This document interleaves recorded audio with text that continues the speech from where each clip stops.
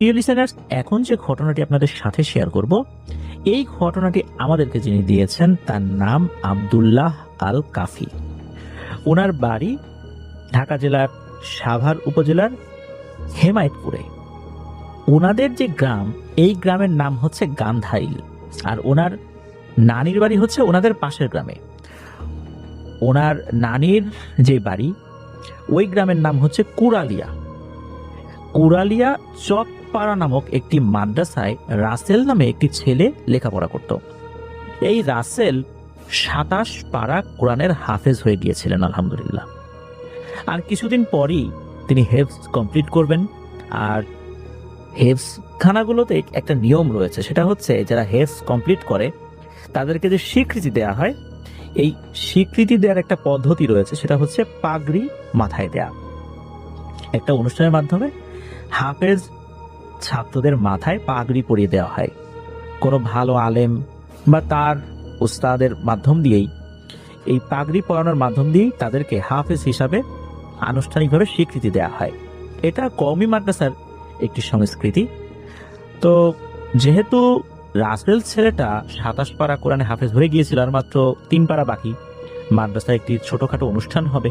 সেখানে রাসেল ছাড়াও আরও যে কয়েকজন হেফজ কমপ্লিট করবে বা ইতোমধ্যে কেউ কেউ করে ফেলেছে, তাদেরকে পাগড়ি দেওয়া হবে।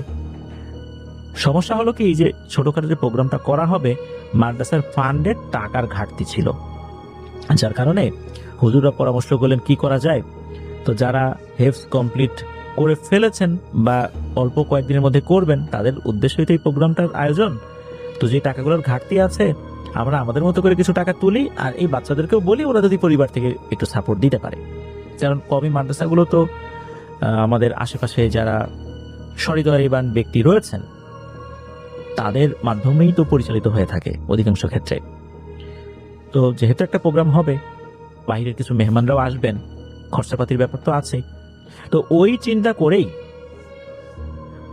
একজন উস্তাদ এই রাসেল ছেলেটাকে কাছে ডাকে এবং ডেকে বলে যে, বাবা, আমাদের তো কিছু টাকা পয়সাও লাগে, তুমি বাড়িতে যাও, বাড়িতে গিয়ে তোমার পরিবারকে বলে সাধ্য অনুযায়ী যা পারো আর কি নিয়ে আসো। রাসেল খুশি মনেই বাড়িতে গিয়েছে। সকালবেলা বাড়িতে গিয়েছে। বাড়িতে যাওয়ার পর তার মাকে বলেছে যে এই ব্যাপার, কিছু টাকা দিলে ভালো হয়। তখন তার মা তাকে বলেছে, তুই মাদ্রাসায় যা, আমি বিকালের দিকে তোর মাদ্রাসায় যাব, হুজুরের সাথে আমি কথা বলে আসবো। তো রাসেল তো চলে আসছে। এসে সে তার লেখাপড়ায় মন দিয়েছে। আর কয়েকদিন পরেই সে হেফজ কমপ্লিট করবে। মনে মনে খুব খুশি। এদিকে বিকালের দিকে রাসেলের মা মাদ্রাসায় এসেছে। আসার পর এসে বলছে, এই কোন হুজুর আমার ছেলের কাছে টাকা চাইছে, এইভাবে বলতেছে। তখন একজন ওস্তাদ বের হয়ে এসে বলছেন যে, জি আমি বলছিলাম ওকে। তখন এই রাসেলের মা এত আজে বাজে কথা ওই হুজুরের সামনে বলেছেন, এটা আসলে সহ্য করার মতো না। বলেছেন যে, আপনাদের কিসের এত টাকা লাগে প্রতিদিন, কে করতে বলে এসব অনুষ্ঠান, আর করবেন নিজেদের টাকা দিয়ে করবেন, বাচ্চাদেরকে বলেন কেন? এইরকম ভদ্র কথা তো কয়েকটা, অনেক অশ্রাব্য ভাবে, অশ্রাব্য ভাষায় কথা বলেছেন সেই হুজুরকে। হুজুর একদম চুপ করে কথাগুলো শুনেছেন, একটা কথার উত্তর দেন নাই। অপমান হজম করেছেন, একদম চুপ ছিলেন। হুজুর যে মাথা নিচু করে অপমানিত হচ্ছেন, চুপ করে কথাগুলো শুনছেন। আরো অনেক হুজুর এটা দেখছেন। যেহেতু উনি নিজে মাথা নিচু করে চুপচাপ শুনছেন, ধৈর্যের পরিচয় দিচ্ছেন, এই জন্য অন্য হুজুররা কথা বলছেন না, তারাও সবর করছেন, ধৈর্যের পরিচয় দিচ্ছেন। স্টুডেন্টরাও সবাই চুপ। আর কিছুদিন পরেই একটা ছেলে কোরআনে হাফেজ হবে। এখন যদি হুজুররা তার মাকে কোনো কথা শোনায়, বিষয়টা কেমন হয়ে যায়, এই জন্য হুজুররা চুপ ছিলেন। রাসেল, এই ছেলেটা দরজার পাশ থেকে তার মায়ের এই কটু কথাগুলো শুনছিল, যে তার ওস্তাদদেরকে কি অশ্রাব্য ভাষায় তার মা কথা বলছে। এই প্রতিটা কথা তার ওস্তাদদের অন্তরে যেভাবে তীরের মতো বিঁধ ছিল, তার থেকেও শত সহস্র গুণ ভয়ঙ্কর ভাবে রাসেলের হৃদয়ে মারাত্মকভাবে আঘাত আনছিল। তার হৃদয়টা দুমড়ে মুচড়ে ভেঙে যাচ্ছিল। দরজার পাশে দাঁড়িয়ে সে হাউমাউ করে কান্নাকাটি করছিল, মুখ চেপে কান্নাকাটি করছিল। সেই কান্নাকাটিগুলো তার স্টুডেন্ট ভাইরা দেখেছিল। তার মা তো চলে যায় এরকম কথাবার্তা বলে। হুজুররা যে রাসেলকে দেখে কিছু বলবেন, রাসেলের কান্নাকাটি দেখে হুজুররা বলেন, থাক, রাসেল নিজেও মনে অনেক কষ্ট পেয়েছে, রাসেলকে এই বিষয়ে আমরা কিছু না বলি। রাসেল মনে এতটাই কষ্ট পেয়েছিল যে ওই রাত্রে সে কাউকে কিছু না বলে বাড়িতে চলে যায়। তবে সে ছাত্র ভাইদের কাছে বলেছিল যে আমার মা যে এসে এইরকম কথাবার্তা বলবে আমার শিক্ষকদেরকে, এটা আমি বুঝতেই পারি নাই। আমি যদি বুঝতাম একবারও, তাহলে আমি কখনোই এই টাকা চাওয়ার জন্য বাড়িতে যাইতাম না। রাতের বেলা ছাত্র ভাইরা যখন শুয়ে পড়েছে, সে দরজা খুলে বাইরে চলে গেছে। দরজাটা খোলাই ছিল। স্টুডেন্টটা পরে এসে বুঝতে পেরেছিল যে রাসেল নাই, রাসেল বাইরে বেরিয়ে গেছে। রাসেলের বাড়িটা কিন্তু খুব বেশি দূরে ছিল না। রাসেল বাড়িতে গিয়েছে। যাওয়ার পর সে একটা লম্বা দড়ি সংগ্রহ করেছে। সংগ্রহ করার পর তাদের বাড়ির পাশেই একটি নারকেল গাছ ছিল, বেশ বড় একটা নারকেল গাছ। এই নারকেল গাছের যে ডাল বা ডগা বলি, এর উপর দিয়ে দড়ি ছুঁড়ে মেরেছে। ডগার গোড়ার অংশে যখন ডালটা মোটামুটি যেই অংশটা শক্ত থাকে আর কি, ঝুলে পড়ে না, ওই অংশে দড়িটা সেট করে রাসেল গলায় দড়ি নিয়েছে। সকালবেলা পাশের বাড়ির এক চাচি, উনি পাতা ঝাড়ু দেওয়ার জন্য যখন বের হয়েছেন, উনি দেখেন নারকেল গাছের সাথে রাসেলের নিথর দেহ ঝুলছে। এটা দেখার সাথে সাথে উনি তো চিৎকার চেঁচামেচি শুরু করেছেন।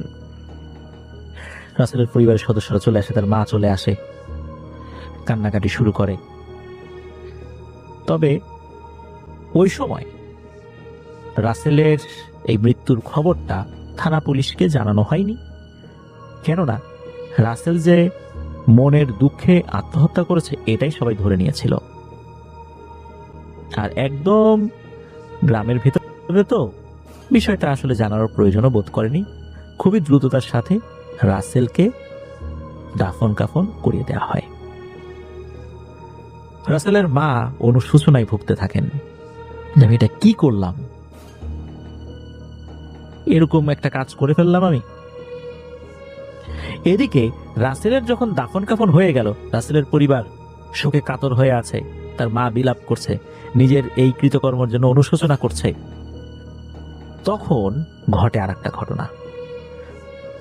পাশের এক প্রতিবেশী, যার নাম হচ্ছে সাহারা, উনি একজন মধ্যবয়স্কা মহিলা, উনি এসে রাসেলের পরিবারের একজনকে বলেন, আচ্ছা, রাসেল যে এই পাঞ্জাবিটা পরে আত্মহত্যা করেছিল, ওই পাঞ্জাবির একটা অংশ কেটে দেওয়া যাবে, আমার একটু কাপড় দরকার। এই মহিলা নাকি আমরা একটু কবিরাজ টাইপের ছিল আর কি। ওই সময়ে সে এরকম চাচ্ছিল। আর রাসেলের পরিবারের সদস্যদের ওই সময় মাথাও ঠিক ছিল না, এরকম একটা আকস্মিক ঘটনা ঘটে যাওয়ার কারণে। ছেলে 27 পারা কোরআনে হাফেজ, আর কিছুদিন পর হেফজ কমপ্লিট করবে, হাফেজ হবে। সেরকম একটা ঘটনা ঘটিয়ে ফেললো পরিবারের সদস্যদের একটা দুর্ভাগ্যজনক আচরণের কারণে। এটা আসলে কেউই মেনে নিতে পারছিলেন না, যেহেতু সবাই শোকে কাতর ছিলেন।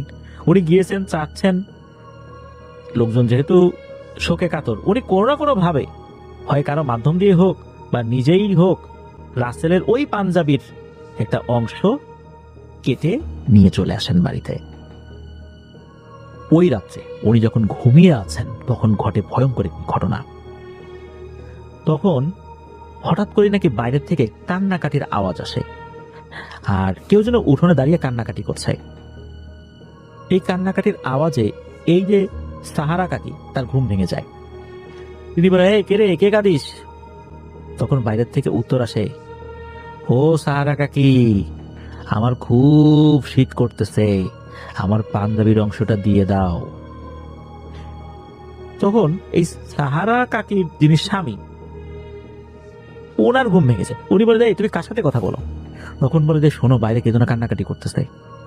ওনার স্বামী ওটা শোনেন, বাইরে কে যেন কান্নাকাটি করছে।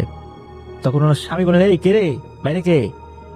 ও কাকা, আমার পাঞ্জাবির অংশ তোমার ঘরে আছে, আমার পাঞ্জাবির অংশটা দিয়ে দাও, আমার খুব শীত করতেছে। এই কথা শোনার পর এই সাহারা কাকির যিনি স্বামী আর সাহারা কাকি এই দুইজন বলতেছেন যে বাইরে কে দুষ্টামি করতেছে এত রাতের বেলা, আসো তো দেখি। তো এই কথা বলার পরও দরজা খুলে দেখার সাহস হয় না। সাহারা কাকি উনি বলতেছেন দরজা খুলে দেখার দরকার নেই, আসো আমাদের যে টিনের বেড়া আছে এই টিনের বেড়ার জায়গায় জায়গায় তো ছিদ্র আছে, এইটা দিয়ে দেখি। তো দুইজনই ছিদ্র দিয়ে বাইরে তাকিয়েছেন। চাঁদের যে আলোটা ছিল উঠানোর উপর পড়েছিল সেটাতে তারা দেখতে পান এই রাসেলের মতো পাঞ্জাবি পায়জামা টুপি পরা কোন একটা অবয়ব কান্না করছে। আর যেই অংশ থেকে পাঞ্জাবির কাপড়ের এক পার্ট কাটা হয়েছিল মনে হচ্ছে যে ওই পাঞ্জাবিটাই সে পরে আছে, আর সে কান্নাকাটি করছে। যখনই তারা এটা দেখেছে তখন মনে হলো যে ওই বাইরে থাকা অবয়বটা টের পেয়েছে যে এই দুইজন তাকে দেখে ফেলেছে। আর সাথে সাথে টিনের চালের উপর লক্ষ লক্ষ মনে হচ্ছে যে ঢিল পড়ছে, শত শত হাজার হাজারও না, মনে হচ্ছে লক্ষ লক্ষ ঢিল পড়ছে। এরকম চলছে, ঢিল পড়ছে তো চলছে, মনে হচ্ছে এই ঢিলের চোটে এখনই এই ঘরটা ভেঙে পড়বে। আর এই ঘরের উপরে এত ঢিল জমা হবে যে একটা টিলার মতো উচ্চতা ধারণ করবে। তখন এই দুইজন তো ভয় পেয়ে যান যে হাই হাই এ কি হলো। যদিও বা ওই সাহারা কাকি টুকটাক কবিরাজি করতেন, কিন্তু এইরকম কোনো কবিরাজ উনি ছিলেন না যেই কবিরাজি বিদ্যা দিয়ে উনি এই ধরনের সিচুয়েশন হ্যান্ডেল করতে পারেন। তখন এই সাহারা কাকির স্বামী বলে, এই তুমি কি এই জিনিস আনছো? তখন সাহারা কাকি বলেন যে হ্যাঁ আনছি। তো উনি বলেন যে ফজরের আজানের সাথে সাথে এই জিনিস তুমি ওই বাড়িতে ফেরত দিয়ে আসবা, খবরদার এটা লাগবে না, যেই জিনিস হজম করতে পারবা না সেই জিনিস আনছো কেন, দিয়ে দিছে এই বুদ্ধি। তখন সাহারা কাকি বলেন যে খালি ফজরের আজানটা দিক, আল্লাহ এই পর্যন্ত বাঁচায় রাখুক, আমি যাই দিয়ে আসবো। ফজরের আজান পর্যন্ত কিন্তু ওই ঢিল পড়তেছিল। ফজরের আজান যখন হয়ে যায় তখন নাকি এই ঢিল পড়া বন্ধ হয়ে যায়। আর ফজরের আজানের পরপরই ওই কাপড়টা নিয়ে গিয়ে সাহারা কাকি রাসেলদের বাড়িতে দিয়ে আসেন। উনি বলেন যে আমার অন্যায় হয়ে গেছে, বুঝতে পারি নাই যে এরকম একটা ঘটনা ঘটবে। উনি ওই কাপড়ের টুকরাটা একটা টিনের কৌটার মধ্যে রেখেছিলেন, ওইটা আবার সকালবেলা নিয়ে গিয়ে উনি দিয়ে আসছিলেন। তবে এরপর আর কোনো ধরনের কোনো ঘটনা ঘটেছে এমনটা শোনা যায়নি। প্রিয় লিসেনার্স, আমাদের এই ঘটনার কিন্তু গুরুত্বপূর্ণ ও একটা শিক্ষণীয় ব্যাপার রয়েছে। প্রথমত, আমরা পিতামাতা মাঝে মাঝে এমন কিছু আচরণ করি যা সন্তানের হৃদয়ে এমন রক্তক্ষরণ হয় যে তারা মানসিকভাবে খুবই ভেঙে পড়ে। নিজের চোখের সামনে নিজের মা তার ওস্তাদদেরকে এভাবে অপমান করছে, এই জিনিসটা রাসেল কোনোভাবে মেনে নিতে পারে নাই। তার ওই ছোট্ট হৃদয়ে এমন রক্তক্ষরণ হয়েছে যা আসলে কোনো সান্ত্বনা বাণী দিয়ে বোঝানোর মতো না। ওই সময় হুজুররাও এতটাই বিমর্ষ হয়ে গিয়েছিলেন এরকম আকস্মিক অপমানিত হয়ে, তারা চিন্তা করছিলেন রাসেলের সাথে এখন কথা বলবো, রাসেলও তো অনেক মনে কষ্ট আছে, ঠিক আছে একটু স্বাভাবিক হোক পরে কথা বলবো না। ওই রাত্রেই যে রাসেল এরকম কাজ করবে এরা তো কেউ বুঝতে পারে নাই। এখানে আরো একটি ব্যাপার রয়েছে, সেটা হচ্ছে আসলে কি রাসেল আত্মহত্যা করেছিল? আত্মহত্যা করার জন্য তো অন্য গাছও ছিল, সেই গাছের ডাল তো অনেক নিচু ছিল, সেটা বাদ দিয়ে কেন এত বড় দড়ি সংগ্রহ করে নারকেল গাছের ডগার সাথে দড়ি বাঁধতে হবে? আর তো ছোট গাছ ছিল, এত কষ্ট করে গাছে উঠে দড়ি বাঁধা, এটা কি একটা রহস্যের উদ্রেক করে না? একটা রহস্যের ব্যাপার আমাদের সামনে নিয়ে আসে না? আসলে কি 27 পারার কোরআনে হাফেজ এই কাজটি করেছিল? এই বিষয়টাও কিন্তু রহস্যই রয়ে গেল, যেহেতু কেউ দেখেনি যে আসলে রাসেলই দড়ি ঝুলিয়েছে। কেউ যদি দেখতো তাহলে অবশ্যই রাসেলকে বাধা দিত, কিন্তু আগে পরের বিভিন্ন ব্যাপারগুলো মিলিয়ে এটা অনুমান করা যায় যে রাসেল আত্মহত্যাই করেছে। প্রিয় লিসেনার্স, এমন ঘটনা কিন্তু মাঝে মাঝেই ঘটেছে। এই তো বেশ কয়েক বছর আগে একটি নিউজ সামনে আসলো, সেটা হচ্ছে একজন কোরআনে হাফেজ, উনি রমজান মাস চলে এসেছে কিন্তু কোনো মসজিদে তারাবির নামাজ পড়ানোর দায়িত্ব পান নাই। উনি একজন ভালো হাফেজ ছিলেন, সুরেলা কণ্ঠের অধিকারী ছিলেন।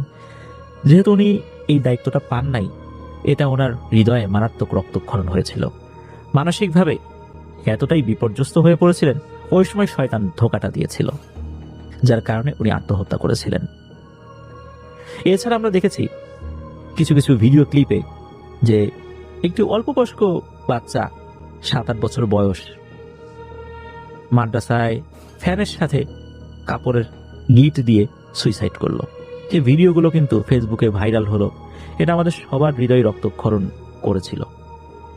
আসলে এই এতটুকু বাচ্চা যারা, এরা এমন ভাবে মানসিকভাবে বিপর্যস্ত হয়ে পড়ে মাঝে মাঝে আমাদের এমন কোনো আচরণে, হয়তোবা ওই যে বাচ্চাটা যে মাদ্রাসার ভেতরে সুইসাইড করলো, হয়তোবা সেই বাচ্চাটা ওই মাদ্রাসার কোনো স্টুডেন্ট বা শিক্ষকদের কোনো আচরণে মনে কষ্ট পেয়েছিল।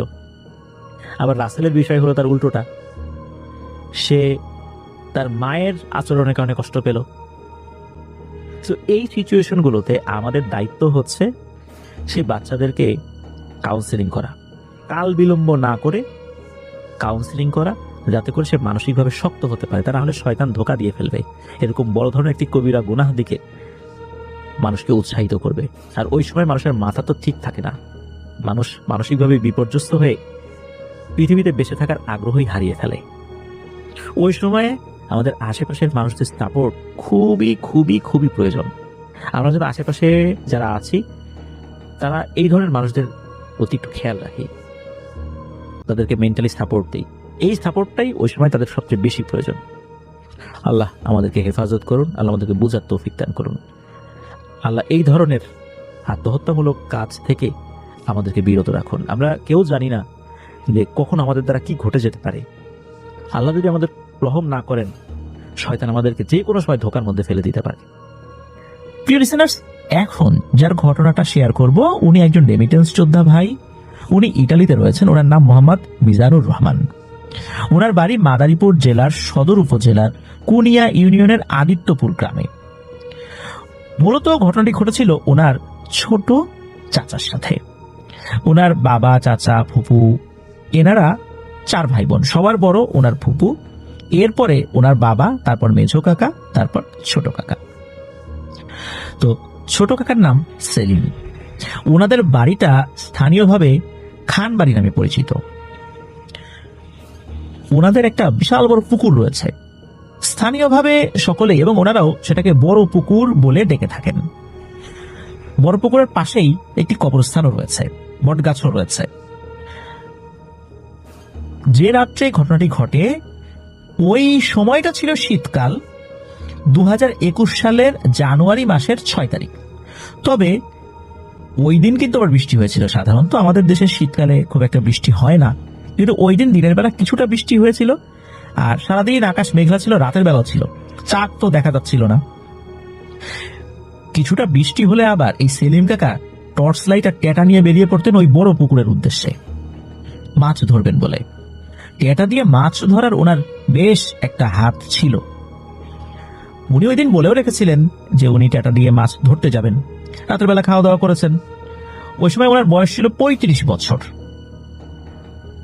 যেহেতু উনি রাতের বেলা মাছ ধরতে যাবেন, বিষয়টা বাড়ির অনেকেই অবগত ছিলেন।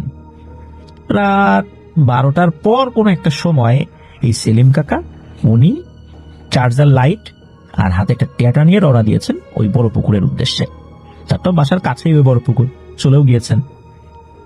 উনি যে গিয়েছেন দরজা খুলে, এটা বাড়ির অন্য সদস্যরা কেউ কেউ টের পেয়েছেন।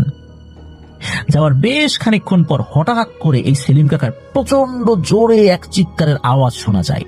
শুধু যে উনি এই চিৎকার বাড়ির লোকজন শুনেছেন তা কিন্তু না, ওনার এই চিৎকারের আওয়াজ আশেপাশের অনেকেই শুনেছেন। তো বাড়ির লোকজন দ্রুত যারা যারা জেগে উঠেছেন অন্যদেরকে জাগান। তারপর তারা টর্চ লাইট বা অন্যান্য জিনিসগুলো নিয়ে এই সেলিম কাকাকে খোঁজার জন্য বেরিয়ে পড়েন। আর সেলিম কাকা উনি তো ওই মাছ ধরতে গেছেন, এটা অনেকে জানতেন। চিৎকারটা কোথা থেকে আসলো এটা সকলেই বুঝতে পেরেছিলেন, এটা ওই বড় পুকুরের দিক থেকে এসেছে। সবাই বড় পুকুরের দিকে রওনা দিলেন। বড় পুকুরের কাছে গিয়ে সেলিম কাকাকে পাওয়া যায় পুকুর পাড়ে অজ্ঞান অবস্থায়। আর ওনার হাতের বিভিন্ন জায়গা থেকে রক্ত বের হচ্ছিল। আসলে রক্তটা কোথা থেকে বের হচ্ছে, হাতের কোন জায়গা কেটে গেছে বা কি হয়েছে এটা বুঝতে পারছেন না। শুধু মনে হচ্ছে রক্ত চুইয়ে চুইয়ে পড়ছে, তো পড়ছেই। তাকে ধরাধরি করে বাড়িতে নিয়ে আসা হয়। নিয়ে আসার পর এরপর ওনাকে তো জ্ঞান ফেরানোর চেষ্টা করা হচ্ছে। এদিকে কি হয়েছে, এই যে মিজানুর রহমান ভাইয়ের বাবা উনি দ্রুত চলে গেছেন একজন ইমাম সাহেবের বাড়িতে। ইমাম সাহেব তো রাতের বেলা ঘুমাচ্ছিলেন, তাকে ডেকে তোলা হয়। উনি আসেন, আসার পর এই সেলিম কাকাকে ঝাড়ফুঁক করে দেন। এরপর কিছু পানি পড়েন, পানি পড়ার পর সেই পানির ছিটা সেলিম কাকাকে দেন এবং ওনার যে হাত দিয়ে রক্ত পড়েই যাচ্ছিল সেখানে পানির ছিটা দেন। এরপর রক্ত পড়াটা বন্ধ হয়ে যায়। ইমাম সাহেব বলেন যে তার এখানে আর থাকার প্রয়োজন নাই, উনি চলে যাচ্ছেন। তবে আধা ঘন্টা থেকে 1 ঘন্টার মধ্যেই সেলিম কাকার নাকি জ্ঞান ফেরত আসবে বলে উনি বলে যান। বাড়ির লোকজন চেষ্টা করে যাচ্ছিলেন, তারপরও তার জ্ঞান ফেরত আসার যে ঘরোয়া পদ্ধতি সেগুলো অ্যাপ্লাই করার জন্য। তো আধা ঘন্টা থেকে 1.25 ঘন্টার মধ্যেই সেলিম কাকার জ্ঞান ফেরত আসে। যখন উনি চোখ খুলেছেন, উনি শোয়া থেকে লাফ দিয়ে বসে পড়েন এবং চিৎকার দিয়ে বলতে থাকেন, ওরে না রে, আমারে মারিস না, আমি আর আসবো না, আমি আসবো না, আমারে মারিস না। পরিবারের অন্য সদস্যরা সেলিম কাকাকে বলছেন যে, আরে সেলিম, তুই ঘরে আছিস, আমরা সবাই আছি তো আশেপাশে, ভয়ের কিছু নাই। তখন সেলিম কাকা চারদিকে তাকালেন, দেখলেন যে তার পরিবারের সদস্যরাই আছে। তখন উনি কিছুটা স্বাভাবিক হলেন। পরিবারের লোকজন জিজ্ঞেস করলেন যে কি হয়েছিল। তখন সেলিম কাকা ভয়ঙ্কর একটা অভিজ্ঞতা শেয়ার করেন। উনি বলেন যে উনি যখন মাছ ধরার জন্য বাড়ি থেকে বের হয়েছেন, তো পুকুরের চতুর্দিকে একবার চক্কর দেন। এরপর একটা জায়গায় এসে উনি দাঁড়িয়ে যান। উনি ওনার হাতে থাকা টর্চ লাইট দিয়ে যখন পানির উপরে বিভিন্ন জায়গায় মারছিলেন, একটা জায়গায় এসে উনি দেখতে পান যে বড় একটা শোল মাছ। এই শোল মাছটা একটা জায়গায় আছে এবং শোল মাছের যে বাচ্চাগুলো, অসংখ্য বাচ্চা, সেগুলো শোল মাছের আশেপাশে আছে। তো উনি কি করেছেন, ওই ট্যাটা দিয়ে সজোরে আঘাত করেছেন ওই শোল মাছকে। তো আঘাত করে ট্যাটাতে উনি এটা গেঁথেও ফেলেন। এরপর শোল মাছটা উনি তুলেছেন, ট্যাটা থেকে বের করে ওনার সাথে থাকা ব্যাগের মধ্যে ওটা রেখেছেন। এরপরে উনি দেখেন যে আরো একটা শোল মাছ ওই একই জায়গায়।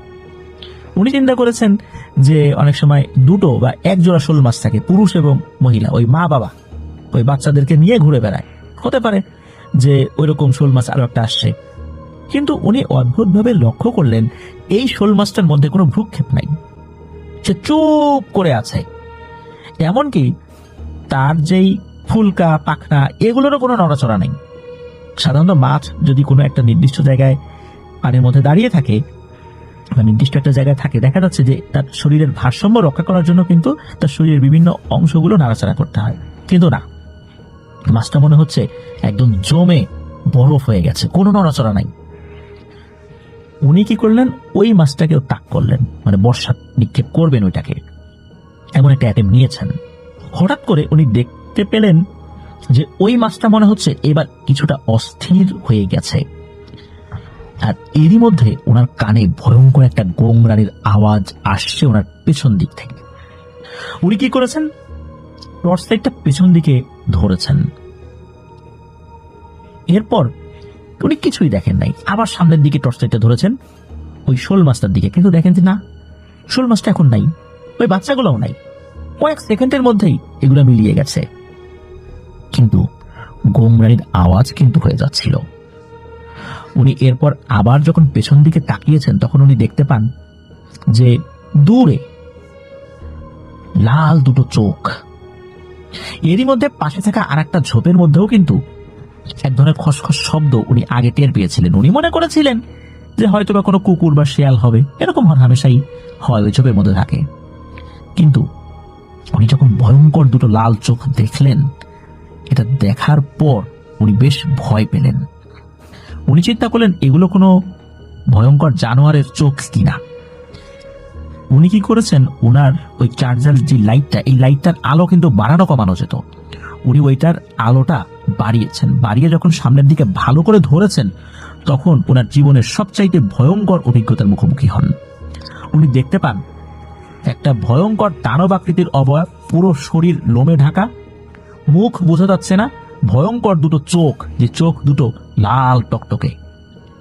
এক হাতে ওনার প্রথমে ধরা যে শোল মাছটা ছিল সেটা ধরে চিবিয়ে চিবিয়ে খাচ্ছে, আর তার দিকে আস্তে আস্তে এগিয়ে আসছে। এটা দেখার পর উনি প্রচন্ড জোরে একটা চিৎকার দেন এবং সেন্সলেস হয়ে যান। কিন্তু উনি বলতে পারেন না ওনার হাতের যে রক্তপাতটা, এই রক্তপাতটা কেন হয়েছে, কেনই বা ক্রমাগত রক্ত পড়ে যাচ্ছিল, অথচ কোনো কাটা ছেঁড়া ছিল না। এটা কেন হয়েছিল এটা উনি বলতে পারেন না। তো এই ঘটনার পর ওনার খুব বেশি সমস্যা হয়নি আল্লাহর রহমতে, সামান্য জ্বর আসছিল, অল্প কয়েকদিনই ভালো হয়ে যায়। তো এরপরেও অন্য কোনো সমস্যার মুখোমুখি উনি হন নাই। ওটা শোল মাছই ছিল, ওটা কোনো জিনকে উনি আঘাত করেন নাই।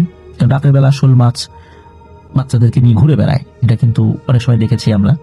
তো ওটা শোল মাছই ছিল, এক জোড়া শোল মাছ। অনেক সময় আমরা দেখেছি টাকি মাছ যখন বাচ্চাদেরকে নিয়ে ঘুরে বেড়ায় তখন দুটো টাকি থাকে, একটা একটু বড় একটা একটু ছোট, মানে মা বাবা বাচ্চাদেরকে পাহারা দেয়। হতে পারে যে মা টাকিকে উনি ধরে ফেলেছিলেন, বাবা টাকি চলে আসছে, বা শোল মাছ আর কি। তো এরকম কিন্তু আমরা দেখি যে আপনি যদি একটা টাকিকে ধরে ফেলেন আর একটা টাকি চলে আসে বাচ্চাদেরকে রক্ষা করার জন্য, হয়তোবা ওই মা শোল মাছটাকে ধরার পর বাবা শোল মাছ চলে আসছে। কিন্তু ওই সময় ওই শোল মাছটাই বা কেন একদম স্থির হয়েছিল, হঠাৎ করে নড়াচড়া করলো আবার চলে গেল? আসলে কি শোল মাছটা ওই ভয়ঙ্কর অবয়বটাকে দেখতে পেয়েছিল? সেটা আমাদের অনুমান মাত্র। তবে উনি যে অভিজ্ঞতার মুখোমুখি হয়েছিলেন সেটার যে আতঙ্ক তা ওনাকে আজও তাড়া করে ফেলে। তো এটাই ছিল ঘটনা। ধন্যবাদ জানাচ্ছি মিজানুর রহমান ভাইকে, সুদূর প্রবাস জীবনে থেকেও আপনার দ্য হরর ওয়ার্ল্ডের লিসেনারদের জন্য ঘটনা পাঠিয়েছেন। এই জন্য আশা করছি ঘটনাটি লিসেনারদের ভয়ের শিহরণ জাগাতে সক্ষম হয়েছে ইনশাল্লাহ। এই ঘটনাটি আমাদেরকে যিনি পাঠিয়েছেন উনি আমাদের 113তম এপিসোডেও ঘটনা পাঠিয়েছিলেন। ওনার নাম এহসান অর্ণব। উনি মালয়েশিয়ার KLIA নামক স্থানে একটি 5 স্টার হোটেলের হাউসকিপিং ট্রেনার হিসেবে কর্মরত রয়েছেন। KLIA এটার ইলাবোরেশনটা হচ্ছে কুয়ালালামপুর ইন্টারন্যাশনাল এয়ারপোর্ট।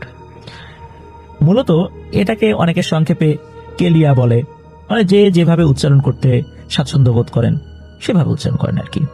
তো ওখানকার একটি রিনাউন্ড একটা হোটেল, উনি এর আগেও কিন্তু হোটেলের নামটা আমাদেরকে জানিয়েছিলেন, কিন্তু নামটা প্রকাশ করতে নিষেধ করেছিলেন, আমরা সেটা করিনি, যার কারণে এবারও করছি না। তো চলুন ঘটনায় চলে যাই। ওনার গ্রামের বাড়ি কুমিল্লা জেলার হোমনা উপজেলার বাগমারা গ্রামে। দিনটা ছিল 2023 সালের অক্টোবরের 22 তারিখ। ওই দিন ওনাদের হোটেল অনেক বিজি ছিল, ওনাদের সব রুম চেক আউট ছিল। চেক আউট মানে সব গেস্টরা চলে গিয়েছেন, দ্রুত সেগুলো আবার রেডি করতে হবে। ওই দিন বরাবরের মতো উনিও রুম ক্লিন করছেন। তো ওনাদের হোটেলে প্রতিদিনই ভিআইপি রুমের চাহিদা থাকে। ওই দিন ওনার সাইডে 2টা ভিআইপি রুম পড়ে যায় যেগুলো ওনাকে ক্লিন করতে হবে, যার জন্য একটু সময় নিয়ে সবকিছু সাজানো গোছানো করতে হবে ওনাকে। ভিআইপি রুম বলে কথা, সেগুলোর ব্যবস্থাপনাটাও তো অন্যান্য রুমগুলো থেকে আলাদা হয়ে থাকে। তখন সময় আনুমানিক দুপুর 1টাকে দেখতে হবে। তো ভিআইপি রুম ক্লিন করতে গিয়ে উনি ওখানে থাকা একটা বালিশের নিচে লাল কাপড় দেখতে পান, ভাঁজ করা, লাল সুতো দিয়ে বাঁধা। তো ওনাদের রুলস হচ্ছে রুমে গেস্টের ভুলে যাওয়া বা ফেলে যাওয়া যদি কিছু পাওয়া যায় তাহলে ওনারা লস্ট অ্যান্ড ফাউন্ড যেই সাইট আছে সেখানে দিতে হবে এবং সেখানে সেটা রেকর্ড করে রাখতে হবে, পরবর্তীতে গেস্ট চাইলে যেন ইজিলি সেটা পেতে পারেন। তো কাপড়টা মোটামুটি একটু বড় রকমের, 3টা বাঁধন দেয়া। তো উনি কি করলেন, ছবি তুলে ওনাদের গ্রুপে রুম নাম্বার সহ সেন্ড করে দেন। এটা ওনাদের একটা রুলস। রিসেপশনের লোকেরা যেন গেস্ট এসে বলা মাত্রই গ্রুপ চেক করে দেখে যে ওই রুমের কোনো লস্ট অ্যান্ড ফাউন্ড আছে কিনা, থাকলে তারা ইজিলি সেটা ওনাদেরকে জানান। তো ওনারা রিসেপশনে দিয়ে আসছেন এটা। তো কাপড়টা খুলে এই অর্ণব ভাই দেখতে চেয়েছিলেন যে এটা বাঁধা কেন, এত শক্ত কেন, এর ভিতরে আছেটাই বাকি। তো কি মনে করে উনি আর খোলেন নাই। এমন সময় আরিফ নামে একজন সিনিয়র কলিগ চলে আসেন ওই রুমে। মূলত ওনার রুমটা খোলা ছিল, এই রুমে কাজ করছিলেন। তো উনিও একই ফ্লোরে কাজ করতে করতে ওখানে চলে আসছেন। এসে বলছেন যে অর্ণব, তোমার কিছু লাগবে, তোমার কয়টা রুম শেষ হলো? তো এভাবে কিন্তু একজন আরেকজনের কাজের আপডেট নেন, কারণ সবাই যে সবসময় সময়ের মধ্যে সবকিছু শেষ করতে পারেন বিষয়টা এরকম না। যদি কারো কোনোটা বাকি থাকে এবং কেউ আগে ভাগে শেষ করে থাকে তাহলে যেটা বাকি থাকে উনি আবার সেটা গিয়ে করে দেন। এইভাবেই কিন্তু নিজেদের মধ্যে একটা সমন্বয় করে খুব দ্রুত কাজগুলো ওনারা করে ফেলেন। এই আন্তরিকতার কারণেই মূলত খুব দ্রুত কাজগুলো হয়ে যায়। তো ওইভাবেই উনি মূলত কাজের আপডেট নিচ্ছিলেন। তো এমন সময় এই অর্ণব ভাই এই আরিফ ভাইকে দেখান যে ভাই দেখেন তো এই কাপড়টা এমন লম্বা বাঁধানো, এরকম একটা কাপড় পাইলাম, 3টা বাঁধন দেওয়ার ভিতর কি হতে পারে? তো উনি বললেন যে এই দাও তো দেখি আমার কাছে। এই বলে উনি কাপড়টা ওনার হাতে নেন এবং হাতে নিয়ে ওই 3টা বাঁধন খুলে ফেলেন। খোলার পর ওনারা দুজনেই দেখেন যে কি যেন লেখা, কালো রঙের কালি দিয়ে লেখা ওই লাল কাপড়ের উপরে। এদিকে অর্ণব ভাই তো দেখেই বুঝে ফেলেন যে এটা কালো জাদুর কোনো একটা উপকরণ। সেখানে একটা মাথার খুলির মতো চিহ্ন আঁকানো ছিল, আর এমন কিছু ভাষায় কিছু লেখা ছিল যেগুলো আসলে প্রচলিত কোনো ভাষার মধ্যেই পড়ে না। আর সেখানে একটা চিরকুট ছিল, ওই চিরকুটটাও ওই আরিফ ভাই খুলে ফেলেন। ওখানেও অনেক কিছু লেখা আছে, সেগুলো বোঝা যাচ্ছে না। সেই সাথে একটা তাবিজ ছিল, ওই তাবিজটা খোলা হয়নি যে তাবিজের ভিতরে কি আছে। ওনারা যেহেতু কোনো লেখাই বুঝতে পারছিলেন না, তাই ওইটা না খোলার জন্যই মূলত এই অর্ণব ভাই আরিফ ভাইকে বলেন যে ভাই ওই তাবিজ টাবিজ খোলার দরকার নাই, যেভাবে ছিল সেভাবেই বেঁধে রেখে দেন। তো ওইভাবেই সবকিছু বেঁধে একটা পলিব্যাগের মধ্যে আরিফ ভাই ঢুকিয়ে ফেলেন। আর ওখানে কিন্তু একটা আলাদা কাগজে রুম নাম্বার, কখন পাওয়া গেল, কে পেল, যেহেতু এটা অর্ণব ভাই পেয়েছেন এজন্য অর্ণব ভাইয়ের নামটাই লিখে দেওয়া হয়। এরপর ওইটা লস্ট অ্যান্ড ফাউন্ড যে সাইটটা রয়েছে সেখানে দিয়ে আসা হয়। আর অর্ণব ভাই শিওর ছিলেন যে গেস্ট এটা মাস্ট বি নিতে আসবে, কারণ এটা সাধারণ কিছু নয়। গেস্টটা ছিল ইন্ডিয়ান, তার নাম ছিল প্রশান্ত সোনায়না, তার রুম নাম্বার ছিল 3216। কিভাবে বুঝতে পেরেছেন সেটা বলছি, কারণ হচ্ছে ওনাদের প্রতিদিন একটা অ্যাসাইনমেন্ট দেওয়া হয়, সেখানে গেস্টের নাম, তিনি কোন দেশের, তিনি কখন আসছেন, কখন চলে যাবেন, মানে চেক ইন চেক আউটের সময় সবকিছু লেখা থাকে। তো এই বিষয়টা নিয়ে ওনারা আর কিছু ভাবেন নাই, যে যার অবশিষ্ট কাজে লেগে যান। ঠিক 3 দিন পর ওই গেস্ট আসেন ওইটা নিতে। তো ওই গ্রুপে আপডেট দেওয়া হয়, হোয়াটসঅ্যাপ গ্রুপে, যে এই কাপড়টা নিতে আসেন ওই গেস্ট। তো যাই হোক, রিসেপশনের লোকেরাও সেটা দিয়ে দেন, উনি এটা নিয়ে চলেও যায়। যখন এই অর্ণব ভাই আর ওই আরিফ ভাই দুজনে এক জায়গা হলেন, নিজেরা হাসাহাসি করলেন, আর অর্ণব ভাই বলেছিলেন যে আমি তো শিওর ছিলাম যে এই লোক নিশ্চিত এটা নিতে আসবে। তো যাই হোক, তখন তো অক্টোবর মাসের একদম শেষ দিকে 22 তারিখে ঘটনা ঘটলো। এর 3 দিন পর মানে 25শে অক্টোবর ওই লোকটা এসে এটা নিয়ে যায়। তো এই কয়েকদিনের মধ্যে হয়েছে কি, এই যে আরিফ ভাই উনি বাংলাদেশে যাওয়ার জন্য লিখিতভাবে আবেদন করেন। তো ওনার আবেদন যাচাই বাছাই করে ওনাকে 2024 সালের জানুয়ারি মাসের 15 তারিখ ডেট দেওয়া হয় যে উনি 15 তারিখ যেতে পারবেন। তো এদিকে তো ওনার বাড়ি যাওয়া ফাইনাল।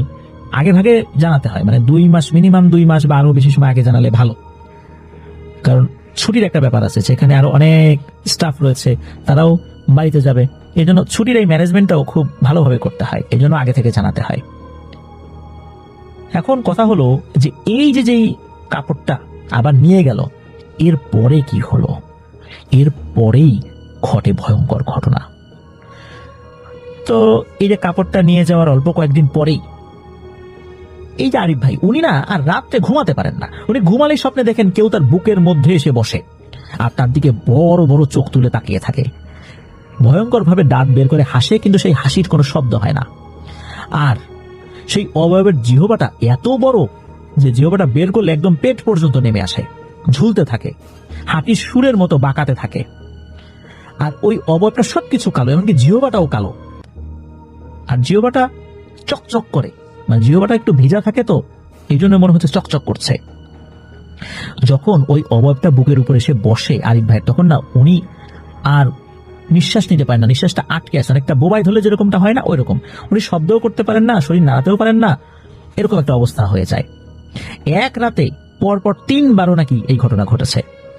উনি তো সেই রাত্রে আর ঘুমাতে পারেন নাই, শেষ পর্যন্ত সারা রাত জেগে কাটিয়ে দিয়েছেন, সকালে এসে একটু ঘুমিয়েছেন। তো সকালবেলা এসে এই আরিফ ভাই অর্ণব ভাইকে বলেন যে এই অবস্থা, গতকাল রাতে তো এই ঘটনা ঘটছে। তো উনি এমন ভাবে বিষয়টা বলছিলেন, ভয়ে তার ঠোঁট কাঁপছিল, কিন্তু কেন এমনটা হলো গতকাল রাতে সেটা উনি বুঝতে পারছেন না।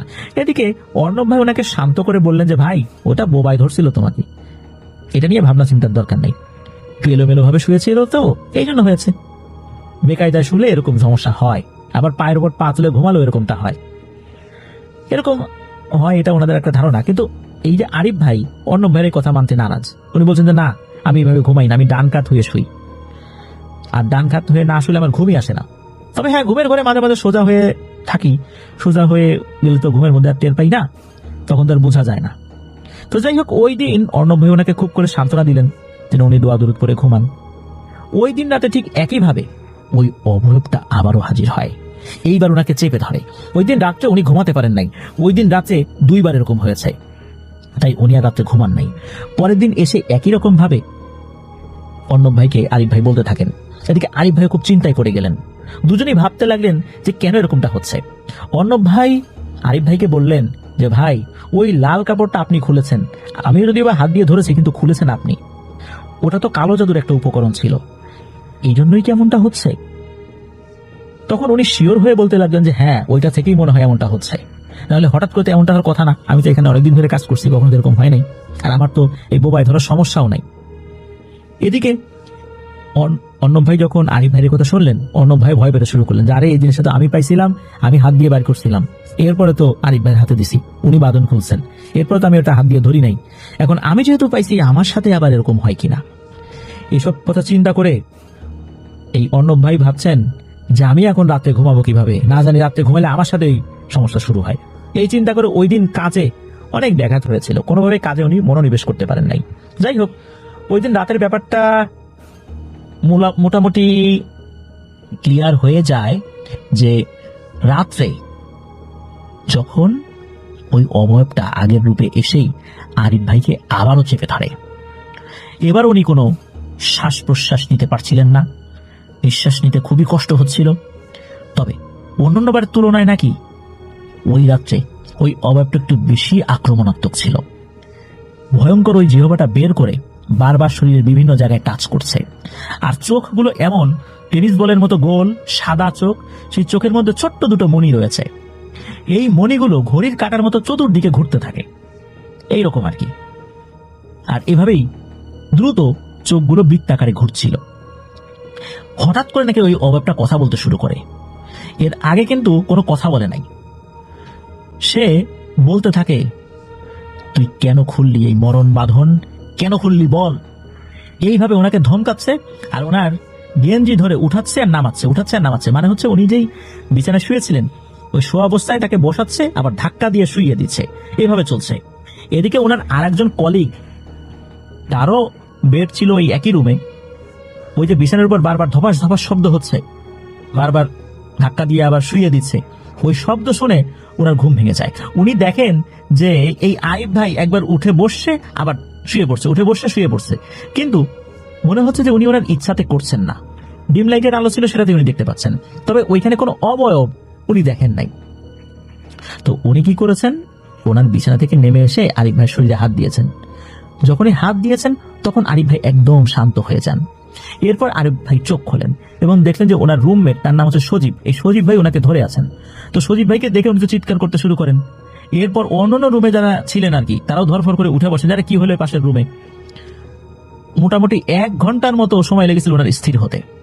যাই হোক, এ সমস্ত কথা অন্যান্যদের সাথে শেয়ার করা হয়। পরের দিন অবশ্য অর্ণব ভাই এটা জেনেছিলেন আর কি। তো এই জিনিসটা আসলে এমন ভাবে ছড়িয়ে ছিটিয়ে যাচ্ছে, এইটা যদি হোটেলের বসরা জেনে যায় তাহলে সমস্যা, কাজ থেকে কিন্তু বের করে দেবে। এদিকে উনি 2 মাস পরে বাড়িতে যাবেন, বাড়িতে যাওয়ার ডেট ফিক্সড করা হয়েছে। এখন যদি এই ধরনের সমস্যা পাওয়া যায় তাহলে তো বিপদ। এদিকে এই আরিফ ভাই অর্ণব ভাইকে বলছেন যে ভাই তুমি তো এটা পাইছিলা, এখন আমি বিপদে পড়ে গেছি, এখন পরামর্শ দাও কি করা যায়, সবাই মিলে আমাকে এই বিষয়ে এই সমস্যা থেকে বের হওয়ার জন্য পরামর্শ দাও, না হলে আমি মারাই যাব। তো ওনাদের হোটেলের পাশে একটা মসজিদ রয়েছে, মসজিদটার নামটা প্রকাশ করতে নিষেধ করেছেন, তবে মসজিদের নামের শুরুতে সুলতান শব্দটা আছে, এতটুকু বলছি। তো যাই হোক, তারিখটা ছিল 28 অক্টোবর, শুক্রবার। জুম্মার নামাজের পর ওইখানে উনি আর আরিফ ভাই এবং ওনাদের আরেকজন সিনিয়র কলিগ সাইফুল ভাই, এই 3 জন মিলে গেলেন ওই মসজিদের হুজুরের সাথে কথা বলতে। সাইফুল ভাই ভালো মালয় ভাষা জানেন, তাই মূলত ওনাকে নিয়ে যাওয়া, উনি হুজুরকে খুব সুন্দর করে বোঝাতে পারবেন। তো হুজুরকে ওনাদের সেই প্রথম দিন থেকে আজ পর্যন্ত যা যা ঘটেছে এবং ঘটছে এর সবটাই খুলে বলেন। সবকিছু শোনার পর হুজুর বেশ চিন্তিত হয়ে যান। তিনিও বুঝতে পেরেছেন যে ওনারা একটি ভয়ঙ্কর কালো জাদুর একটা ফাঁদে ফেসে গেছেন অনিচ্ছাকৃতভাবে। তো তিনি ওনাদেরকে বলেন যে আপনারা সন্ধ্যায় মাগরিবের নামাজের পর এদিকটাতে আসেন, তারপর দেখি কোনো তথ্য দেয়া যায় কিনা। এখন সমস্যা হলো, হোটেল থেকে বের হতে গেলে সিকিউরিটির কাছে একটা নির্দিষ্ট ফর্ম পূরণ করে সাইন করে বাইরে যেতে হবে। জুম্মার নামাজের জন্য বাইরে বেরিয়ে আসছেন, আবার সন্ধ্যায় কিভাবে আসবেন এই চিন্তা তো ওনাদের মাথায় ঢুকে গেল। মাগরিবের পর তো হোটেলে বেশ কিছু কাজ থাকে। তো হুজুরকে ওনারা বলেন যে হুজুর মাগরিবের পরে না এসে ঈশার নামাজের পর আসলে কি হবে। তো উনিও বেশ ভালোভাবে সম্মতি দিলেন যে হ্যাঁ, তাহলে এসার পরে আসেন, তাহলে আমি এই ব্যাপারটা আরেকটু ভালো করে জানার চেষ্টা করতে পারি। তাই হলো, 9টার পর ডিউটি শেষ করে ওনারা চলে গেলেন। গিয়ে দেখেন হুজুর বসে আছে। তারপর সালাম বিনিময় করার পর হুজুর বলতে লাগলেন যে দেখুন, আমি যতটুকু জানতে পারলাম যে এটা এমন এক ধরনের কালো জাদু যা দ্বারা একটা ব্যক্তিকে আগুনে ফেলে যেভাবে পুড়িয়ে মারা হয় এই কালো জাদুর কাপড়টাও তার একই নিদর্শন। মানে এই যে কাপড়, এই কাপড়ে যা লেখা ছিল এবং যার নাম লেখা ছিল, যাকে নিয়ে এই কালো জাদুটা করা হয়েছিল, তার পুরো ডিটেলস এই কাপড়ে ছিল। এই জিনিসটা প্রতিদিন একটু একটু করে আগুনে পোড়ানো হবে, আর ওইদিকে ওই ব্যক্তিটার শরীর জ্বলে জ্বলে উঠবে। এইভাবে করে করে কাপড়টা একটু একটু করে পুড়িয়ে ফেলা হবে, আর ওইদিকে ওই ব্যক্তিরও শরীরের ভেতরে পুড়তে থাকবে। যেদিন এই লাল কাপড়টি শেষ দিনে পুড়িয়ে ছাই করে ফেলা হবে, ওই দিন ওই ব্যক্তির শেষ দিন, সে মারা যাবে। এখন কথা হলো, তাহলে আরিফ ভাইয়ের কেন এমনটা হচ্ছে? তখন হুজুর বলেন, আরিফ ভাই যখন কাপড়টা খুলেছেন, মূলত সমস্যাটা তখনই শুরু হয়েছে। কারণ এই লাল কাপড়টা সেই ব্যক্তিই খোলার কথা যে কালো জাদুটি করেছে, এবং সেই কাপড়ের মধ্যে কালো জাদুর অন্তর্ভুক্ত একটা ভয়ঙ্কর পিশাচ জিন ছিল, যে মূলত এটার আশেপাশে থাকতে বাধ্য ছিল। আর এই পুরো কাজটা সম্পাদনের দায়িত্বও ছিল ওই পিশাচ জিনের, এবং এটা করার জন্য তাকে নির্দিষ্ট রকমের কিছু বলি দিতে হয়েছে, যার কারণে ওই পিশাচ জিনটা ওই কাজটা করে দেবে। এখন এই জিনিসটা যদি সম্পূর্ণ না হয়, তাহলে ওই পিশাচ জিনেরও সমস্যা হবে, আর এই কাজটা বাস্তবে হবেও না। তো এরকম একটা সমস্যার মধ্যে যখন পড়ে গেছে, যেহেতু আরিফ এটা খুলেছে, সুতরাং তার সাথে এই সমস্যাটা হবে। মূলত ওই যে পিশাচ জিন, ওই পিশাচ জিনটাই এই আরিফ ভাইয়ের ঘুমের মধ্যে এসে ভয় দেখাচ্ছে। কেন এই বাঁধনটা খোলা হলো? যার জন্য প্রথম অর্ধেই এই কালো জাদুর মূল সমস্যা আরিফ ভাই সৃষ্টি করেছেন, সেই জন্যই এমনটা হচ্ছে। হুজুর বললেন, এই কালো জাদুটার একটা নির্দিষ্ট সময় বা ডেট আছে, এর মধ্যে এর কাজ শেষ করতে হবে, এর বাইরে চলে গেলে এর প্রভাব কেটে যাবে, তখন ওই পিশাচ জিনটাও চলে যাবে। কিন্তু কত সময় যে আছে এই কালো জাদুর মেয়াদ, এটা হুজুর আসলে বলতে পারেন নাই। আর এইটা সমাধান করতে হলে যে কালো জাদু করেছে তাকেই নাকি লাগবে। হুজুর তখন শুধু ঝাড়ফুঁক এবং রুকিয়া করে দেন, এবং হুজুর বলেন যে আমি এই তথ্যটুকু দিয়েছি, আপাতত এর বাইরে কোনো কিছুই করা আমার পক্ষে সম্ভব না। কি আর করা, সবকিছু মেনে নিয়ে ওই দুজন হুজুরের কাছ থেকে ঝাড়ফুঁক এবং রুকিয়া নিয়ে ফেরত আসলেন। এদিকে এই অর্ণব ভাইও রাতের বেলা ভয়ে ঘুমাতে পারেন না। উনি এই ভয়ে ঘুমাতে পারেন না, না জানি কখন ওনার সাথে স্বপ্নে বা বাস্তবে এই সমস্যা শুরু হয়ে যায়। এভাবে উনিও 3 রাত কাটালেন। তবে অর্ণব ভাইয়ের সাথে তেমন কিছুই হচ্ছে না, আর ওইদিকে আরিফ ভাইয়ের সাথে প্রতি রাত্রেই ওই অবয়বটার দেখা হয়। তবে এবার ব্যাপারটা আর একটু অন্যরকম ভাবে ঘটতে শুরু করলো। দেখা হয়, তবে স্বপ্নে খুব কম, বাস্তবেই বেশি। একটা পর্যায়ে স্বপ্নে আসা বাদ দিয়ে আরিফ ভাইয়ের সাথে সামনাসামনি ওই অবয়বটা ঝামেলা করতে শুরু করলো। কিছু কিছু ঘটনা যেটা বলতেই হয়, সেটা হচ্ছে ওনারা মূলত বড় ট্রলি নিয়ে কাজ করেন হোটেলগুলোতে। ওই ট্রলিতে বিভিন্ন ধরনের জিনিস থাকে। একটি হোটেলে যখন গেস্ট থাকেন, তখন সেখানে যেই বেড কাভার থাকে, বালিশের কাভার থাকে, তারপর টাওয়েল থাকে, এগুলো সরিয়ে নিতে হয়, আবার নতুন জিনিসগুলো দিয়ে যেতে হয়। এই সব জিনিস নড়াচড়া করার জন্য বড় ট্রলি ওনারা ব্যবহার করেন। তো এরকম ভাবে একটা বড় ট্রলি নিয়ে সবসময় যেহেতু নড়াচড়া করতে হয়, রুমের মধ্যে ঢোকার সময় ট্রলিটা বাইরে রেখে তারপরে ওনারা ঢোকেন। তো এই যে আরিফ ভাই, উনি একটা রুমে ঢোকার সময় ট্রলিটা বাইরে রেখে রুমে ঢুকেছেন। হঠাৎ করে ওনার মনে হলো ওই ট্রলিটাকেও দুমড়ে মুচড়ে হাতের মুঠোয় করে ফেলছে, এমন একটা অবস্থা। উনি যখনই দরজার সামনে আসছেন দেখার জন্য যে কি হয়েছে, এসে দেখেন না তো কিছুই নেই, সবকিছু ঠিকঠাক আছে। তাহলে এমন শব্দ আসার কারণটা কি? তখন এই আরিফ ভাই অর্ণব ভাইকে ফোন দিয়েছেন। এই আরিফ ভাই আর অর্ণব ভাই যেহেতু একই ফ্লোরে কাজ করেন, 3 তলাতে, তো উনিও সাথে সাথে চলে গেছেন, জিজ্ঞেস করেছেন কি হয়েছে, সবকিছু ঠিকঠাক তো? তখন এই আরিফ ভাই বলেন এই ঘটনা। ইতোমধ্যে আরো একটা ঘটনা ঘটে, সেটা হলো এরকম দোমড়ানো মোচড়ানোর শব্দ অর্ণব ভাই শুনতে পান, 4 বারের মনটা শুনতে পান। এখন ভয় ওনারও লাগছে, কিন্তু সমস্যাটা বেশি হচ্ছে এই আরিফ ভাইয়ের সাথে। তো যাই হোক, এখন কাজ তো করতে হবে। অর্ণব ভাই আরিফ ভাইকে বলে দিলেন, ভাই দোয়া দরুদ পড়েন, আল্লাহর নাম নেন, দেখা যাক কত দ্রুত সমস্যাটার সমাধান হয়। আর অর্ণব ভাই আরিফ ভাইকে একটা বুদ্ধি দিয়ে দিলেন, সেটা হচ্ছে যে এই অর্ণব ভাই এয়ারপড লাগিয়ে সূরা ইয়াসিন শুনতে থাকেন। তো উনি বুদ্ধি দিলেন যে আপনি এরকম শুনতে থাকেন, আশা করছি সমস্যা হবে না। তো উনিও তাই করতে শুরু করলেন, কিন্তু কাজ হচ্ছে না। স্বপ্নে এই সমস্যাটা না হলেও এখন সরাসরি সমস্যাটা প্রচুর আকারে বেড়েছে, সবসময় তাকে জ্বালাচ্ছে, দিনে রাত্রে সবসময় শব্দ শুনতে পান। হঠাৎ করে উনি শুনতে পান যে কেউ প্রচন্ড জোরে তার দিকে দৌড়ে আসছে প্রচন্ড গতিতে, কিন্তু কে দৌড়ে আসছে এটা উনি দেখতে পান না। আবার উনি ট্রলি নিয়ে কাজ করেন, হঠাৎ করে দেখা গেল ওই ট্রলিটা ঘর ঘর শব্দ করে কোথায় যেন চলে যাচ্ছে।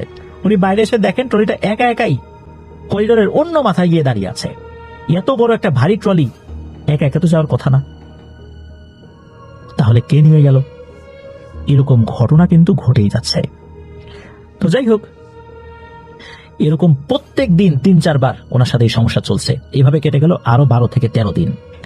এর মধ্যে ওনার একটা আশার আলো দেখতে পান, সেটা হচ্ছে নভেম্বরের 14 তারিখ। এই সবগুলো তারিখ মনে রাখার পিছনে কারণও রয়েছে। কারণ হচ্ছে যে ওনাদের সবকিছু তারিখ সময় অনুযায়ী অনেক কিছু লিপিবদ্ধ করে রাখতে হয় ওনাদের কাজের, সেই কারণেই মূলত এই তারিখগুলো মনে আছে আর কি ওনাদের। তো যাই হোক, নভেম্বরের 14 তারিখ সেই গেস্ট প্রশান্ত সোনায় না, তিনি 3216 নাম্বার রুমে ছিলেন আগে, তিনি একই রুমে আবারও এসেছেন, মানে চেক ইন হয়েছেন। এবং 15ই নভেম্বর তিনি রিসিপশনে এসে রিকোয়েস্ট করেন যে ওই যে অক্টোবর মাসের 22 তারিখ উনি একটা জিনিস ফেলে রেখে গিয়েছিলেন, আবার 25শে অক্টোবর এসে নিয়ে গিয়েছিলেন। তো উনি জিজ্ঞেস করেছিলেন যে এই কাপড়টি ওনাদের কোন স্টাফ পেয়েছিলেন। যেহেতু ওইখানে যেই তালিকাটা ছিল সেই তালিকায় কিন্তু অর্ণব ভাইয়ের নাম লেখা, যেহেতু ওই জিনিসটা উনি পেয়েছিলেন, কাগজে ওনার নাম লেখা ছিল, কিন্তু খুলেছিলেন তো হানিফ ভাই। যাই হোক, যখন জানা গেল যে অর্ণব ভাই উনি এটা পেয়েছিলেন, তখন নাকি ওই প্রশান্ত শোনায় না বলেন যে আমি কি ওই ছেলেটার সাথে কথা বলতে পারি। তো রিসিপশন থেকে ওনাকে জানানো হলো যে কেন স্যার, কোনো সমস্যা? ওই কাপড়ের মধ্যে কি আরো এমন কোনো জিনিস ছিল যেটা আমাদের পক্ষ থেকে আপনি কম পেয়েছেন বা দেওয়া হয়নি, এমন কিছু? ওই গেস্ট জানালেন না না, তেমন কিছু না, আমি জাস্ট ওনার সাথে একটু পার্সোনালি কথা বলতে চাই, আমার রুমে ওই ছেলেটাকে পাঠিয়ে দেবেন। পরে অর্ণব ভাইকে ফোন করে জানানো হলো যে 3216 নম্বরের গেস্ট তার সাথে কথা বলতে চান। তো যাই হোক, অর্ণব ভাই তো গিয়েছেন ওখানে। তো গেস্ট ভেতরে ছিল, ওনাকে গুড মর্নিং জানালেন, উনিও অর্ণব ভাইকে ভেতরে আসার জন্য সম্মতি দিলেন। তো উনিও গিয়েছেন। তখন ওই গেস্ট বলছেন বিছানায় বসো। যদিও বা ওনাদের কনভারসেশনটা ইংলিশে হয়েছে, তারপর এই যে ইমাম সাহেবের সাথে কথা বলে মালয় ভাষায় হয়েছে, আমরা কিন্তু বোঝানোর সুবিধার্থে এই পুরো ঘটনাটা বাংলায় বলছি আর কি। তো যাই হোক, তো ইংলিশে আর কি বলেন যে সিট ডাউন প্লিজ। সাধারণত এই ধরনের আচরণগুলো গেস্টরা করেন না। তো এই আচরণ দেখে উনি বেশ অবাক হয়েছিলেন, কারণ হচ্ছে বিছানায় বসতে কোনো গেস্ট বলেন না, সাধারণত দরজার ওখান থেকে দাঁড়িয়ে কথা বলতে হয়, ভেতরেও একদম ভেতরে আসলে ঢোকেন না গেস্ট থাকা অবস্থায়। এটাই একটা সাধারণ কার্টিসি বা একটা নিয়ম আর কি হোটেলের। তো কোনো গেস্ট সার্ভিস না নিয়ে উল্টো আরো বিছানায় বসার কথা বলবে, এমন আচরণ আসলে এই অর্ণব ভাই আগে তো পান নাই। যাই হোক, উনি বসলেন। বসার পর ওই গেস্ট খুব মোলায়েম ভাবে, খুব সুন্দরভাবে রিকোয়েস্ট করছেন। তবে শুরুতেই উনি বললেন যে আমি প্রশান্ত শোনায় না, নিশ্চয়ই বুঝতে পেরেছ যে আমি কে। তখন তো ভয়ে ওনার শরীর টিপে ওঠে। ওনার কথায় এমন এক ধরনের গাম্ভীর্য ছিল যে কেউ শুনলে কিছুটা হলেও ভয় পাবে। আর অর্ণব ভাই তো বুঝে ফেলেছিলেন এই সেই কালো জাদু করা গেস্ট যাকে উনি এখন সামনাসামনি দেখছেন। রিসিপশন থেকে কিন্তু শুরুতে বলা হয়নি যে এই সেই লস্ট অ্যান্ড ফাউন্ড যেই ডিপার্টমেন্ট থেকে যেই জিনিসটা নিয়ে গেছিল এটাই সেই গেস্ট, উনি আগে আসছিলেন, কিন্তু শুরুতে বলে নাই। মূলত ওনার নাম বলার পরেই এই অর্ণব ভাই বুঝতে পেরেছিলেন ইনিই তিনি। এদিকে গেস্ট যিনি আসছেন তার সম্পর্কে আবার রিসিপশন থেকে ওনাকে বলে দেওয়া হয়েছিল যে ওনাকে দেখে একটু অন্যরকম লাগছে, তাকে খুব সাবধানে হ্যান্ডেল করো, আর খুব বেশি সমস্যা হলে আমাদেরকে কল দিও। যাই হোক, এই বিষয়টা তো আসলে ওনার মাথায় ছিল, মানে অর্ণব ভাইয়ের মাথায় ছিল। তো ওই যে প্রশান্ত শোনায় না, উনি বলতে শুরু করলেন যে আমি এই রুমে লাল কাপড়ের একটা টুকরো ফেলে গিয়েছিলাম, তুমি বোধহয় এটা পেয়েছিলে তাই না? অর্ণব ভাই মাথা নেড়ে জানালেন জি আমি পেয়েছিলাম। তুমি তো এটাকে খুলে দেখেছো তাই না, বা কিছু করেছো এটার সাথে? বললেন প্রশান্ত শোনায় না। এরপর অর্ণব ভাই বললেন যে আসলে এটা আমি খুলিনি, আমার এক বড় ভাই খুলেছিলেন। এর মধ্যে কিছু লেখা ছিল যেটা আমরা কেউই পড়তে সক্ষম হইনি, শুধু দেখেছি। এরপর প্রশান্ত শোনায় না বললেন যেটা খুলেছে সে কি ভালো আছে, সুস্থ আছে? এরপর সব ঘটনা ওনাকে খুলে বলা হয়, মানে অর্ণব ভাই খুলে বলেন। এরপর উনি বুঝতে পেরেছেন যে আসলে কি হয়েছে। তখন ওই গেস্ট বললেন যে আসলে এই জিনিসটা নিয়ে যাওয়ার পর 1 সপ্তাহ আমি অনেক চেষ্টা করেছি এর কার্যক্রম শুরু করার, কিন্তু আমি কোনো রেসপন্স পাইনি। কাজই করছিল না জিনিসটা, আমার কাজের ব্যাঘাত হচ্ছিল। আর তখনই আমি শিওর হলাম যে এই কাপড়টা খোলা হয়েছে এবং পরা হয়েছে, যার কারণে এই কাপড়ের কার্যক্ষমতা কমে গেছে। আমি এটাও বুঝতে পেরেছিলাম যে পেয়েছে সেই হয়তো এটা খুলেছে। সেটা তো আসলে তুমি খোলো নাই, তুমি পেয়েছো, কিন্তু খুলেছে আরিফ নামে আরেকটা ছেলে। তোমার সাথে হয়তো বা কিছু হয় নাই, কিন্তু ওই আরিফের সাথে ভয়ঙ্কর একটা ঘটনা কিন্তু ঘটতে চলেছে। দ্রুত ওকে ডাকো, এই সমস্যার সমাধান করতে হবে। যখন সমস্যার সমাধানের কথা অর্ণব ভাই জানলেন, উনি খুব খুশিতে আরিফ ভাইকে কল করেন। উনিও 3216 নম্বর রুমে চলে আসেন। পরিচয় করিয়ে দেন, উনি হচ্ছেন সেই প্রশান্ত সুনায়না যার লাল কাপড়টা আপনি খুলেছিলেন। আরিফ ভাই খুশি হওয়ার জায়গায় আরো ভয় পেয়ে গেলেন। ওইদিকে প্রশান্ত সুনায়না, উনি অভয় দিয়ে বললেন যে ভয় পাও না, আসো, এখানে আসো, বসো, তোমার সাথে আমার কথা আছে। উল্টো এই প্রশান্ত সুনায়না এই অর্ণব ভাই আরিফ ভাইয়ের কাছে ক্ষমা চাইতে লাগলেন। আরিফ ভাইয়ের হাত ধরে ক্ষমা চাইতে লাগলেন যে ওনার জন্যই আরিফ ভাইয়ের আজকে খুব বড় ধরনের সমস্যার সৃষ্টি হয়েছে। উনি যদি ভুল করে এটা ফেলে না যেতেন তাহলে তো এটা হতো না, এই ধরনের ভয়াবহতার শিকারও হতো না। তো প্রশান্ত সুনায়না লাস্ট একটা কথা বলেন, সেটা শুনে আসলে ওনারা এতটাই ভয় পেয়েছিলেন যে আরিফ ভাই তো কান্না করতে করতে ওনার পায়ে পড়ে যান। প্রশান্ত সুনায়না বলেন যে তুমি যে এখনো বেঁচে আছো এটা দেখে আমি খুশি হয়েছি, কারণ এই ঘটনা শুরু যেহেতু করতে পারি নাই, তার কারণ হচ্ছে এটা কেউ খুলেছিল, তুমি এটা খুলেছিলে, তোমার কিন্তু বেঁচে থাকার কথা না, তোমার এতদিনে মরে যাওয়ার কথা। আমি বুঝতে পেরেই দ্রুত চলে আসছি যে নিশ্চয়ই অকারণে একটা ছেলের জীবন যাবে। ছেলেটা গরিব মানুষ, অনেক কষ্ট করে আসছে অন্য একটা দেশ থেকে পরিবারের মুখে হাসি ফুটিয়ে তোলার জন্য। এই ছেলেটার তো কোনো দোষ নাই, এই জন্য আমি আসছি। এই বিষয়টা উনি সুন্দর করে বুঝিয়ে বলেন। আসলেই একজন ব্ল্যাক ম্যাজিশিয়ানের আচরণ এতটা নমনীয় হয়, এত সুন্দর হয়, মোলায়েম হয়, এটা ওনাদের ধারণাতেই ছিল না। তবে যখন এই প্রশান্ত সুনায়নার কাছে ওনারা দুজন বলেন যে আমরা একজন হুজুরের কাছে গিয়েছিলাম, তখন উনি এটা শুনে খুশি হলেন যে হ্যাঁ, এটা একটা ভালো কাজ করেছো। যদি তোমরা ওই হুজুরের কাছে না যেতে এবং শরিয়া সম্মতভাবে তোমরা যে ধর্মের অনুসারী সেই ধর্ম মতে যদি রুকিয়া না করাতে, তাহলে নিশ্চিত মারা যেতে। এই বিষয়টা কিন্তু প্রশান্ত সুনায়না বলেন এবং বলেন যে তোমাদের ভয়ের কোনো কারণ নাই, বিশেষ করে আরিফ ভাইকে বলেন তোমার ভয়ের কোনো কারণ নাই, আমি আজকে রাতেই এটা সমাধান করে দেব, এখন চলে যাও, নিশ্চিন্তে থাকো। তো পরের দিন এই প্রশান্ত সুনায়না উনি চেক আউট করে চলে গিয়েছিলেন। যাওয়ার আগে আরিফ ভাইকে ডেকেছিলেন এবং বলেছিলেন যে তোমার আর কোনো সমস্যা নাই, সমস্যাটা কেটে গেছে। উনি কোন প্রক্রিয়ায়, কোন পদ্ধতিতে কি করেছিলেন এটা উনি বলেন নাই। ওনার সাথে ছবি তোলার জন্য অনেক অনুরোধ করেছিলেন আরিফ ভাই এবং অর্ণব ভাই, উনি কোনো মতেই ছবি তুলতে রাজি হন নাই। যাই হোক, ওনার সাথে আরো কিছু সাধারণ কথা বলে ওনারা বিদায় নিয়ে চলে যান। ওই লোকটাকে দেখে কিন্তু খুবই উচ্চ শিক্ষিত একজন ভদ্রলোক বলে মনে হয়েছে, কিন্তু উনি কেনই বা এরকম ভয়ঙ্কর মরণ বাণে সহায়তা করেন বা এই কাজটি করেন, এই জিনিসটা তো আসলে ওনাকে জিজ্ঞেস করার মতো এখতিয়ার কোনো হোটেল কর্তৃপক্ষের নেই। এরপর থেকে আরিফ ভাই সম্পূর্ণরূপে সুস্থ, আলহামদুলিল্লাহ।